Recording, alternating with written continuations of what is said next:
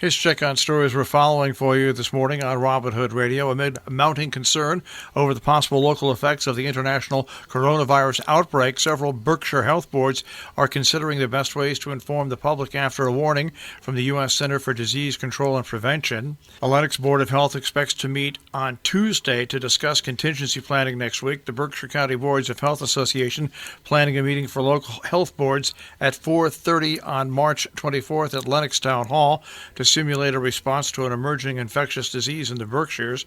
According to the invitation which was mailed out to board members, the invitation to a tabletop exercise, as it was called, is described as a low-pressure way to learn with partners in your region about emergency dispensing site plans.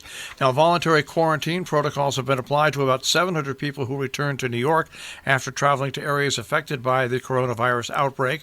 Since February 3rd, the vast majority of travelers were deemed at medium risk for the new virus called COVID-19 because of recent travel to mainland China. State Health Department officials told the USA Today Network the newly reported tally reflected travelers reviewed for potential voluntary quarantine outside New York City.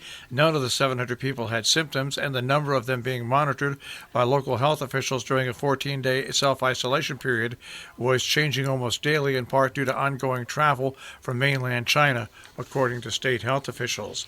A Massachusetts man showed up at Troop B in Canaan Thursday to pick up a wallet he accidentally left behind the day before. Aaron Bartow, 37 of Southfield, left his wallet on the roof of a car when he left Troop B State Barracks Wednesday. After the wallet was found and returned to troopers by a citizen, Barlow got a call with good news. He was invited to pick it up. When he showed up, however, a desk trooper detected a smell of cannabis. It was strong enough to waft through the opening of the anti-ballistic glass in the small public lobby area.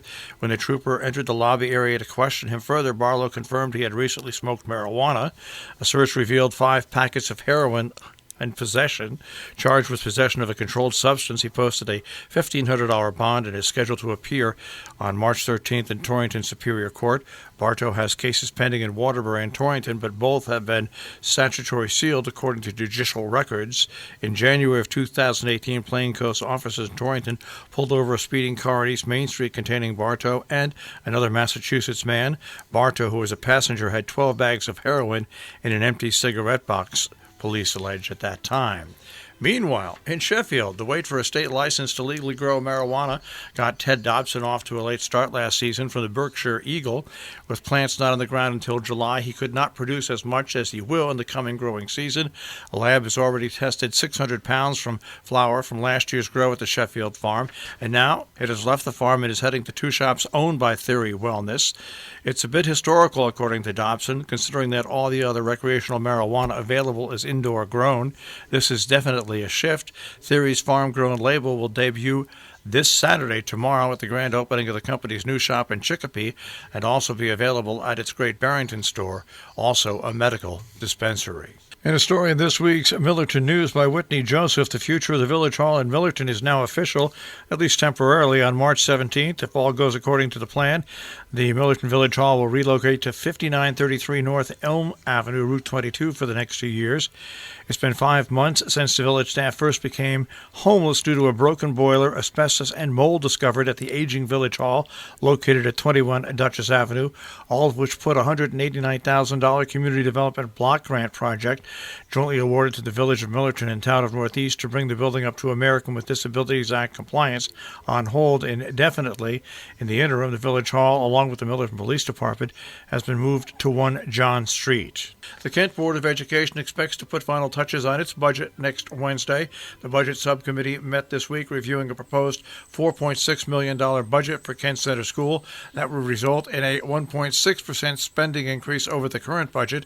Region 1 education figures are still in flux, but that current draft shows a $7.3 million total budget for Kent, representing a 2.2% increase over last year. State police investigating the use of counterfeit money at Stunning Style Salon. They responded February 21st on Main Street to a victim reported using counterfeit money. The suspect had red hair and was wearing a puffy coat, according to police. Anybody with information is asked to call Trooper Nicholas Alisi at 860-626-1855. 435, extension 1027. Meanwhile, state police are investigating a burglary on Dibble Hill Road in Cornwall sometime between December 15th and February 15th. They were called to 155 Dibble Hill Road for the report of a burglary. Following an investigation, police learned an Electroloft Go unisex electric bicycle, 21-inch television, 14-inch chainsaw, electric drill, and 3 boxes of wine were stolen. Anybody with information asked to contact Trooper Alisi at 860-626-1855, extension 1027. Berkshire Paint and Sip will host a fundraiser to benefit the VFW post in Great Barrington 8348 from 6 till 8 p.m. at the Great Barrington VFW on Route 7. You'll paint a lily of the valley on a 16 by 20 canvas. A $35 donation includes all painting materials and snacks. The annual dance performance of the Hotchkiss Dance Company is happening at the Walker Auditorium February 28th and 29th at 7:30. Free admission. More information, hotchkiss.org/arts. Alzheimer's Association is asking you to join their volunteer kickoff, Leap into Action, at the Falls Village Inn on Railroad Street in Falls Village on Saturday from 1 till 3. Anybody who signs up to volunteer will receive a special offer of $5 off an event at Lime Rock Park. More information or to RSVP, Thogan, THOGAN, at alz.org. Stockbridge Library is hosting author David Levering Lewis, W.E.B. Du Bois Then and Now, on Saturday at 4 o'clock. Du Bois was born in 1868 in Great Barrington, Massachusetts. Professor Lewis's talk is given in honor of W.E.B. Du Bois and Black History Month. The Sharon Women's Club's 16th annual chili dinner is coming up at the Sharon Firehouse on Saturday, February 29th, 5:30 to 7:30. Both meat and vegetarian chili are available, combined with salad and homemade desserts, $14 per person. Raffles also will be available. If you prefer placing a takeout order for either the chili, 16 ounces for $8, or the full meal, you can do so. Pickup is from 4:30 till 7:30 at the Firehouse. To order tickets, contact Betsy Hall at 860-364-0663. American Legion Post 178 hosting its monthly pancake breakfast from 7 to 11. That is coming up on Sunday, March 1st. Pancakes, French toast, syrup, sausage, bacon, eggs, home fries, toast, coffee, hot chocolate, tea. You can eat in there or take it out. $8 for adults, $6 for children and seniors. All the money that is raised goes to their multiple projects they're involved in: 4-H, children's activities, and the Post-Wounded Warrior Fund, which assists local veterans in need. Meanwhile, at the Interlaken, coming up on March 1st, Sunday, it is the benefit brunch for community systems. More information, Morgan's Grill at the Interlaken, 860-435-9878.